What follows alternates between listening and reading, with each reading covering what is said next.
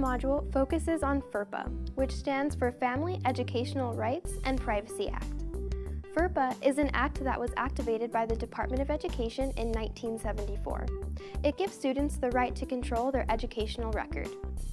The educational record belongs to the student and cannot be released directly to the parent or anyone else unless an authorization is specified in the Spacement Banner form.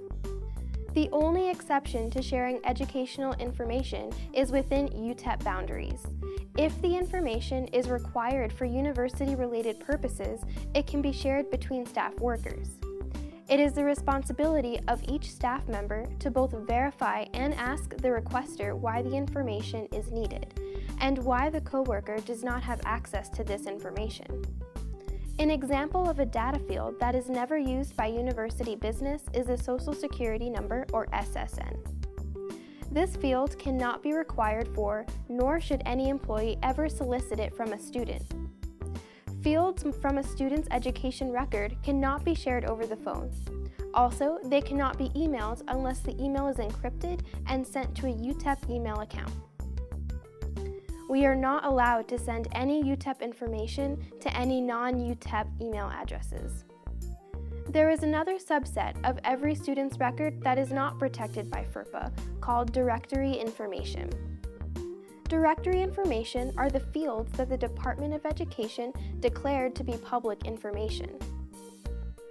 Examples of this subset are name, email, address, and telephone number.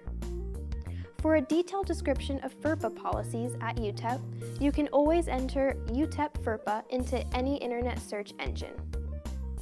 The correct result will be titled FERPA 101 and is usually towards the top of the search results. You can also find it via the FERPA 101 link on the UTEP Records website found down below. Any FERPA questions that can't be answered by online documentation or this training should be directed towards the Registration and Records Office.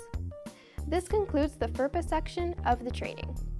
Below, you will find the link to take the quiz for this section. If you have any trouble with the questions, you can always come back to watch the video again. Once you have completed the quiz, you will proceed to the next module, UTEP Security Procedures.